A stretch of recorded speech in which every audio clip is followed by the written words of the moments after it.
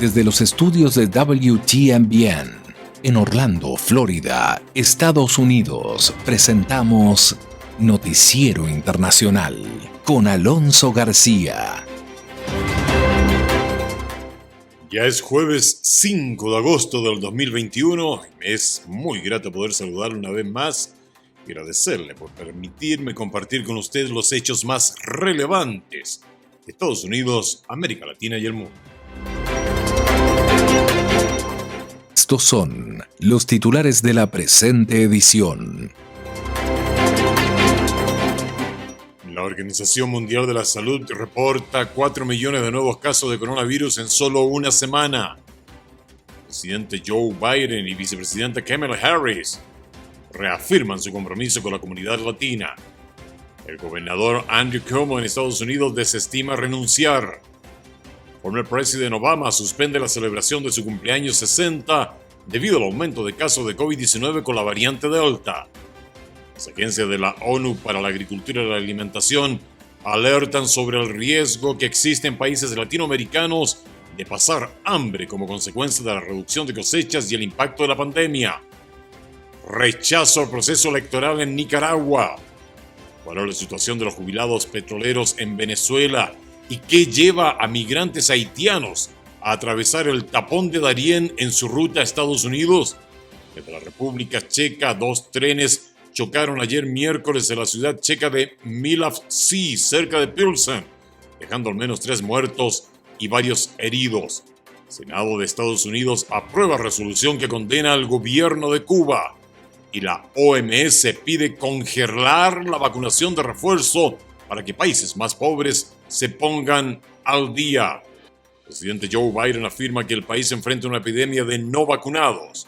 En China, autoridades restringen los viajes desde Zhengzhou en medio de un brote del COVID-19. ¿Habrán vacunas para inmigrantes en la frontera entre Estados Unidos y México? Todo esto acá en Noticiero Internacional. Estamos presentando Noticiero Internacional. Un recorrido por los hechos que son noticia en Estados Unidos, América Latina y el mundo, con la conducción de Alonso García. Vamos al desarrollo de las noticias. La Organización Mundial de la Salud registró más de 4 millones de nuevas infecciones de coronavirus en una semana.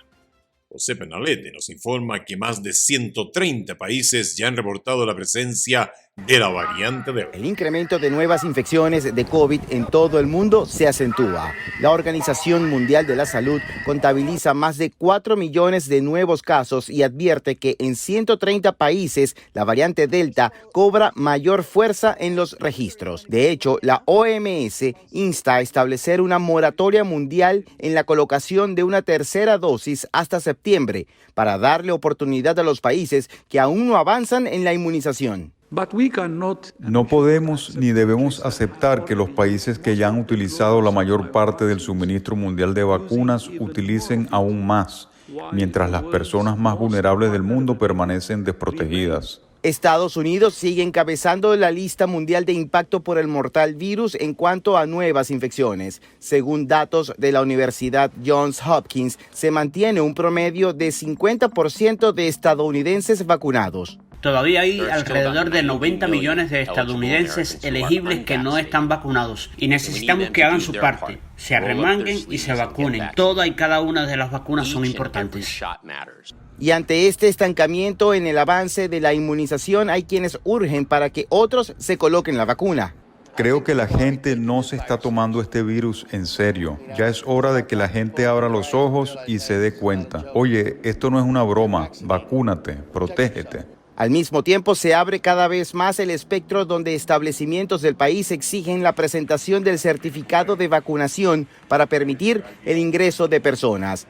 Las autoridades han advertido que la variante Delta es altamente contagiosa y predomina entre las nuevas infecciones.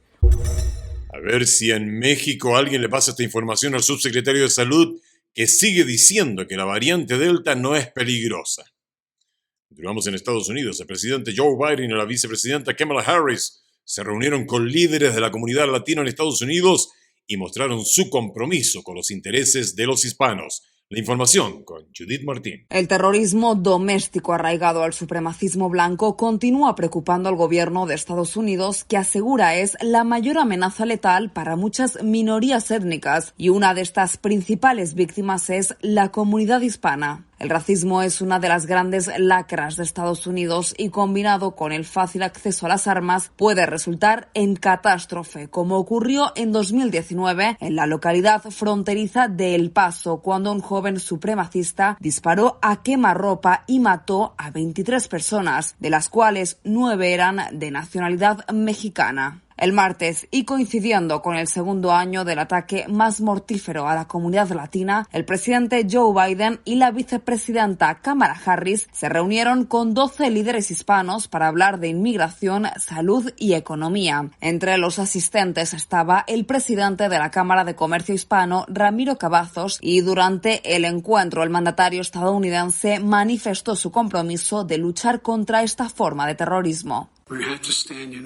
Tenemos que estar unidos contra esta violencia porque simplemente se extiende a todas las comunidades, y mi administración está llevando a cabo el primer esfuerzo del país para eliminar las amenazas del terrorismo doméstico, desde reducir la radicalización en las líneas hasta interrumpir las redes que inspiran la violencia, y además proporcionar recursos a las comunidades para construir algo de resistencia. El presidente Biden aprovechó la cita para discutir la agenda Reconstruir Mejor, el plan del gobierno sobre empleo y recuperación económica para familias trabajadoras, y tanto él como la vicepresidenta Harris reiteraron su promesa de invertir en familias y negocios latinos de todo el país, mientras continúan trabajando en la recuperación económica luego de la crisis sin precedentes provocada por la pandemia del COVID-19. En lo que a inmigración se refiere, Biden y Harris volvieron a mostrar su apoyo a la reforma inmigratoria que proporciona un camino hacia la ciudadanía para cientos de migrantes como los trabajadores agrícolas o los conocidos como Dreamers,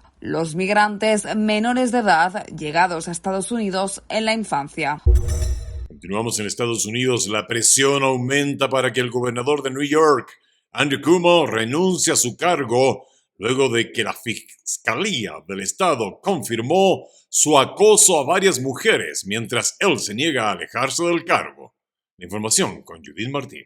El gobernador de Nueva York, el demócrata Andrew Cuomo, continúa negándose a renunciar pese a que aumenta la presión y crecen las voces pidiendo su dimisión, incluso desde su propio partido, tanto en Nueva York como en Washington, y que es la consecuencia de la información oficial emitida por Letitia James luego de la investigación que concluyó en que el líder neoyorquino acosó sexualmente a 11 mujeres, muchas de las cuales trabajaron para él. En medio de la polémica, el propio presidente Joe Biden aseguró que Cuomo debería renunciar.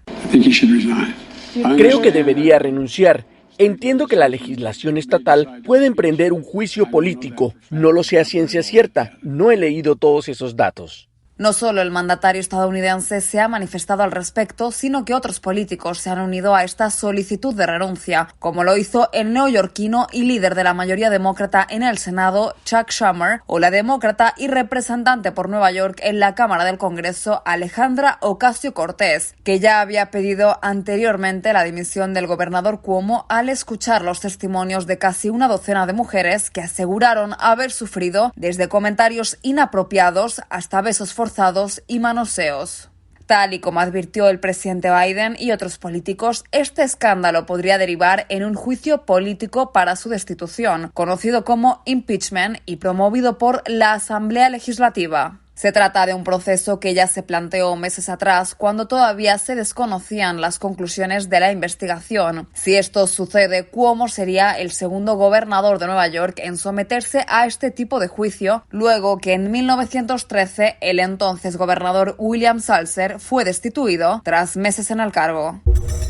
Former President Obama ha suspendido la celebración de su cumpleaños 60 debido al aumento de casos de COVID-19 con la variante Delta. La información nos la trae Alejandro Escalona desde Washington, D.C. La portavoz del expresidente Barack Obama, Hannah Hankins, dijo el miércoles que el exmandatario estadounidense simplificó significativamente sus planes de celebrar su cumpleaños este fin de semana debido a la propagación de la variante Delta del coronavirus.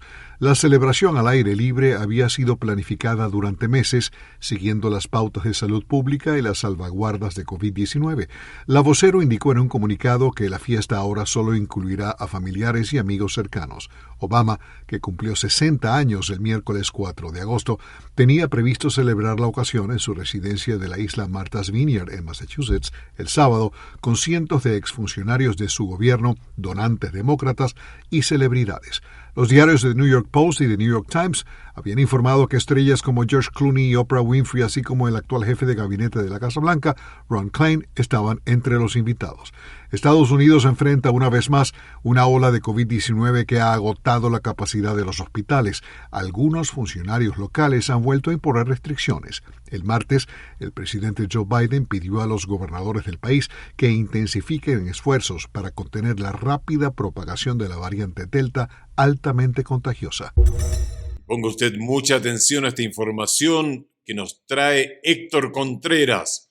Las agencias de la ONU para la Agricultura y la Alimentación alertan sobre el riesgo de países latinoamericanos de pasar hambre como consecuencia de la reducción de cosechas y el impacto de la pandemia. Sombrío panorama para algunos países de la región latinoamericana por el riesgo de pasar hambre que enfrentarían sus poblaciones fue anticipado por la Organización de las Naciones Unidas para la Agricultura y la Alimentación, la FAO, y a través del Programa Mundial de Alimentos destaca las naciones que verían serias afectaciones.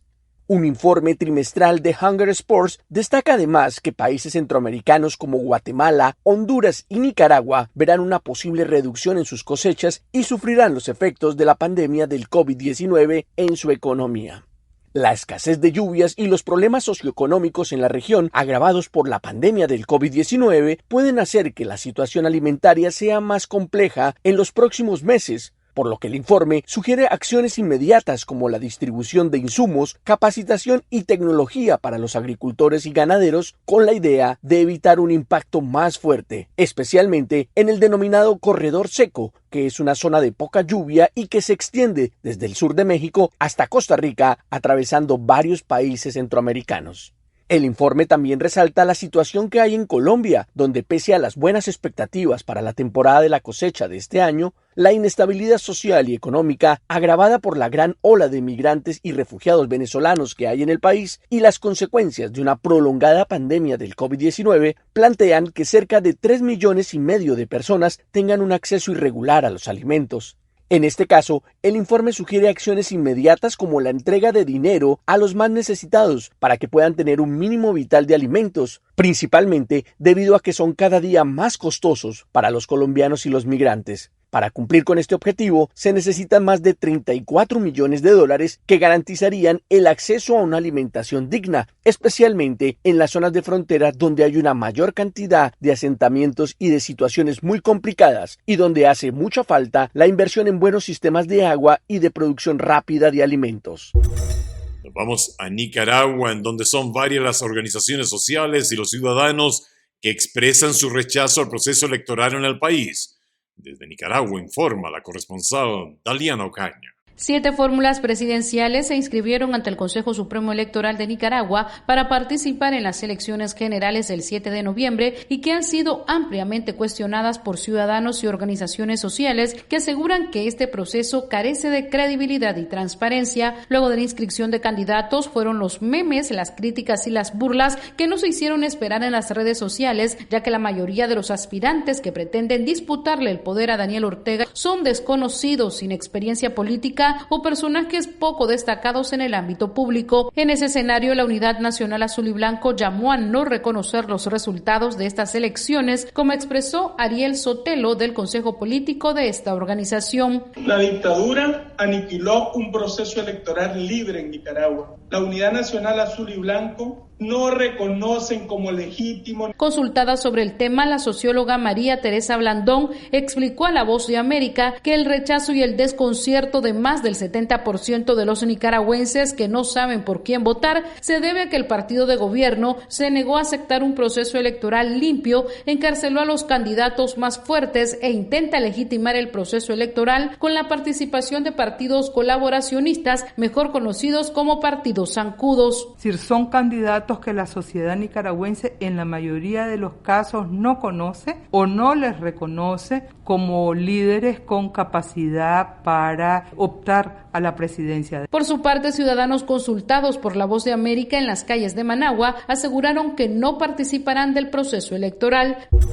Pasamos a Venezuela. Los jubilados de la industria petrolera venezolana denuncian las precarias condiciones en las que viven y exigen los pagos que les corresponden. Desde Caracas, informa Carolina Alcalde. La precariedad en la que viven millones de jubilados y pensionados venezolanos de diversos sectores queda en evidencia durante las protestas que cada vez con más frecuencia protagonizan en distintos puntos del país, pero especialmente en Caracas, hasta donde a pesar de la escasez de combustible, se movilizan para exponer sus testimonios y exigencias. Durante 35 años, Alirio Díaz trabajó en Petróleos de Venezuela y aseguró durante una manifestación en las inmediaciones de la sede principal de PDVSA en la capital del país que la estatal venezolana les arrebató el fondo de pensiones a 30.000 jubilados, quienes solo en intereses deberían percibir al menos $620 mensuales, pero solo reciben $4. Nosotros no le estamos pidiendo a PDVSA que nos regale nada, sino que nos devuelvan nuestro dinero que nosotros aportamos durante 30 o 35 años de vida para tener una jubilación digna. Se nos muere no menos de 20 personas jubilados mensuales porque no tienen para comprar su alimento, no tienen para comprar su medicina. Y encima de esa, PDVSA nos condena a una muerte cuando nosotros teníamos un seguro de vida HCM. El jubilado César Rodríguez subrayó que no tienen posibilidad de pagar sus medicamentos y menos aún de recibir atención médica de calidad. Tengamos servicios médicos porque los jubilados estamos muriendo de hambre, de miseria, por falta de nuestro pago. Recientemente, la Fiscalía General de Venezuela solicitó a Italia la extradición del expresidente de Petróleos de Venezuela y exministro de Petróleo Rafael Ramírez, señalado de estar vinculado con tramas de corrupción, incluyendo supuestas irregularidades relacionadas con el fondo de pensiones de jubilados del sector petrolero.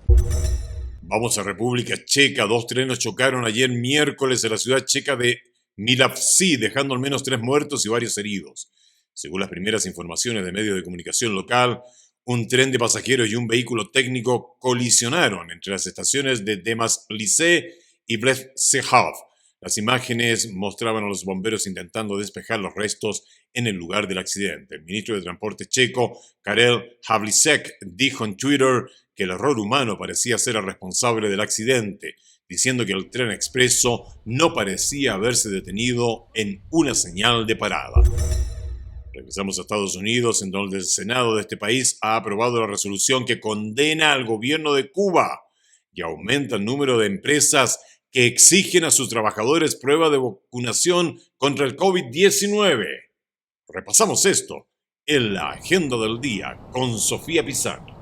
3 semanas después de las protestas masivas del 11 de julio en Cuba, el Senado de Estados Unidos aprobó el martes una resolución bicameral de condena al gobierno de Miguel Díaz-Canel por la manera en que puso fin a las manifestaciones y en apoyo a quienes se alzaron con gritos de libertad.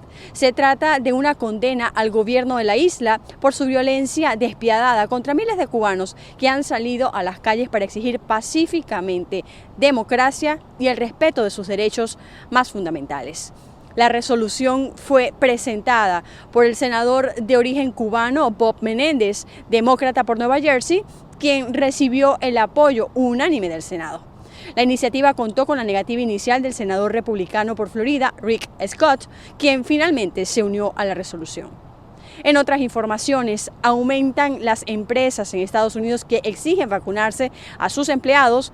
Mientras tanto, en Nueva York, los que quieran visitar bares y restaurantes u otros negocios en interiores tendrán que mostrar prueba de vacunación.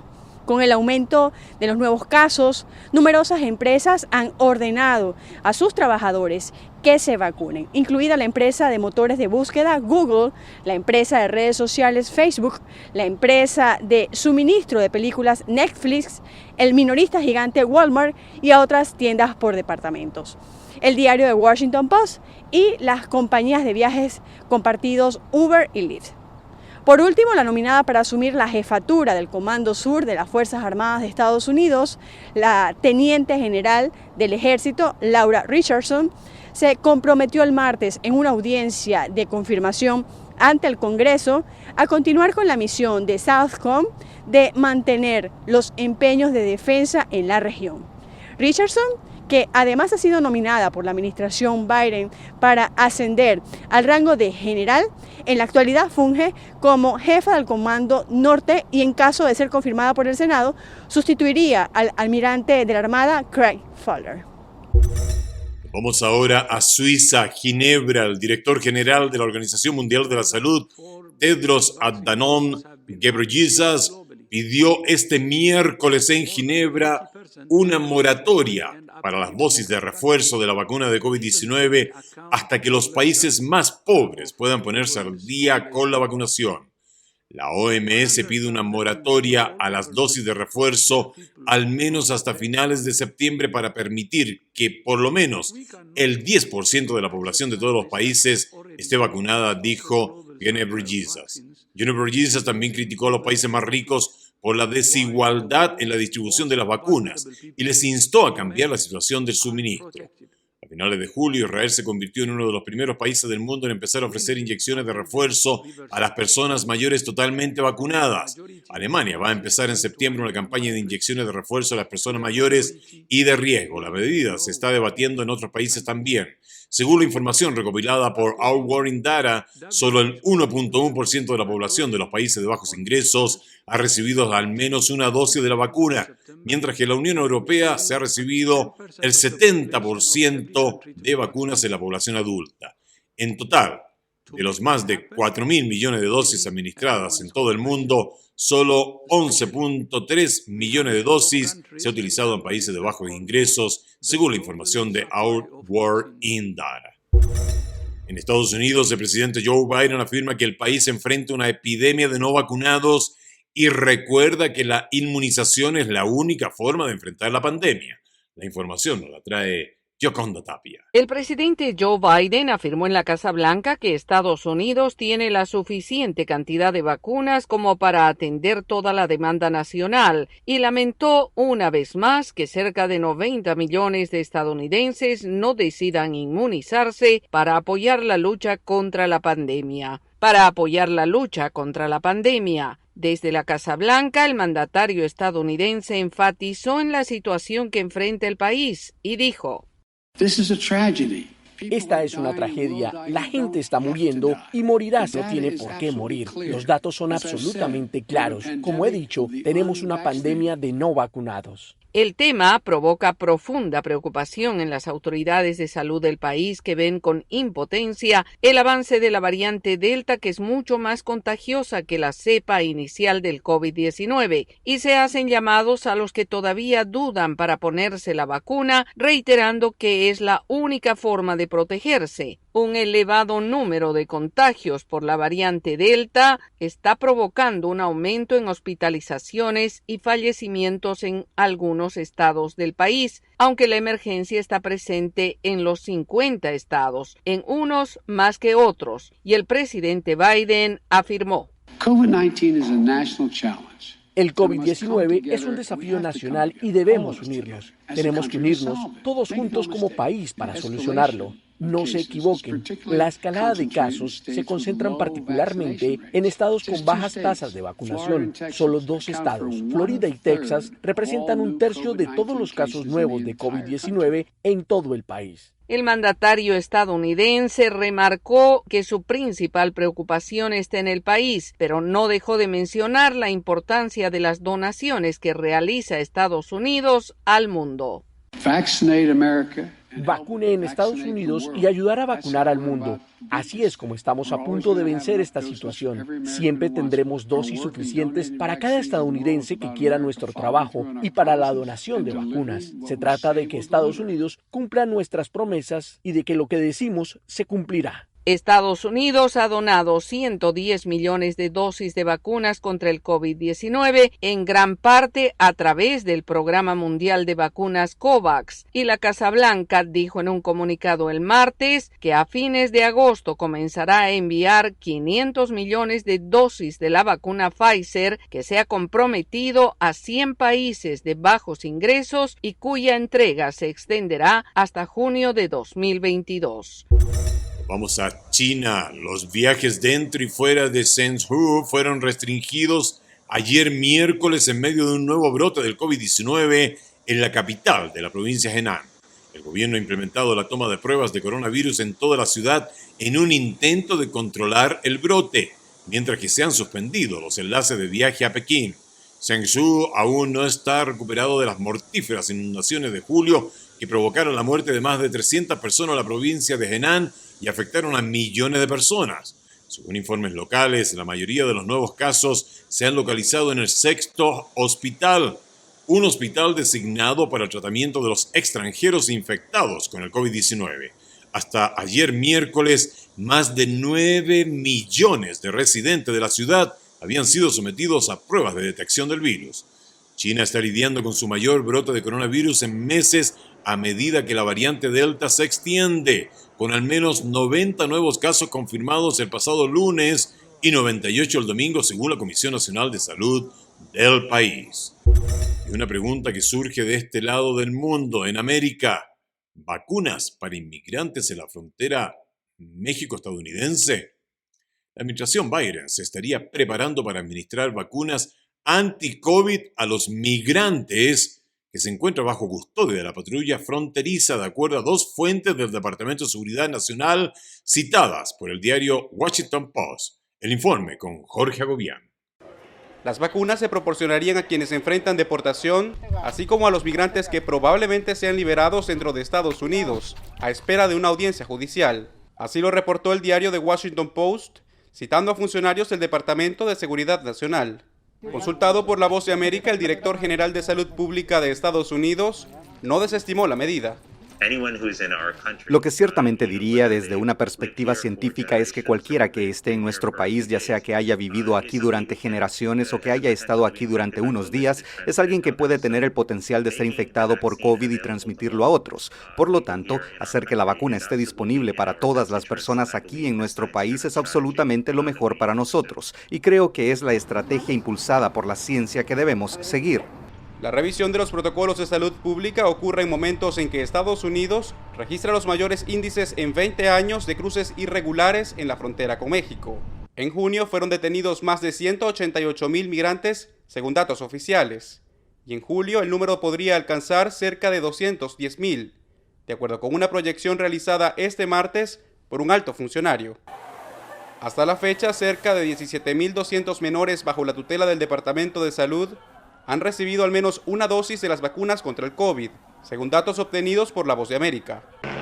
El Partido Republicano acusa a la administración Biden de poner en práctica una política de fronteras abiertas y la responsabilizan de crear lo que denominan como una crisis humanitaria sin precedentes. A medida que los demócratas presionan por más mandatos y restricciones relacionados con COVID para los ciudadanos estadounidenses, ignoran hipócritamente a los miles de migrantes no examinados y no vacunados que están cruzando ilegalmente la frontera, en muchos casos contagiados positivamente con el COVID.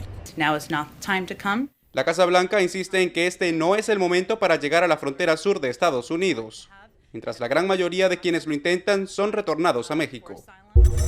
En Estados Unidos, autoridades continúan con la investigación de un violento incidente que costó la vida de un policía y su agresor en una parada de autobuses en las afueras del Pentágono. La información con Héctor Contreras. Autoridades estadounidenses continúan las investigaciones sobre un incidente en el que un policía de la Agencia de Seguridad del Pentágono resultó muerto después de ser apuñalado y su agresor murió luego en un enfrentamiento contra otros policías que dispararon para evitar mayores daños. El hecho ocurrió en la mañana del martes en las afueras del Pentágono, en una parada de autobús que habitualmente es muy concurrida. Provocó alarma entre pasajeros y determinó el cierre total del enorme complejo de la Secretaría de Defensa de Estados Unidos. Testigos dijeron que se escucharon varios disparos, por lo que el personal buscó refugio y la llegada de varias decenas de unidades de policía, el FBI y otras agencias de seguridad. El ataque dejó como saldo la muerte de un policía, de su atacante y algunos heridos que fueron trasladados a hospitales en Virginia y Washington, D.C.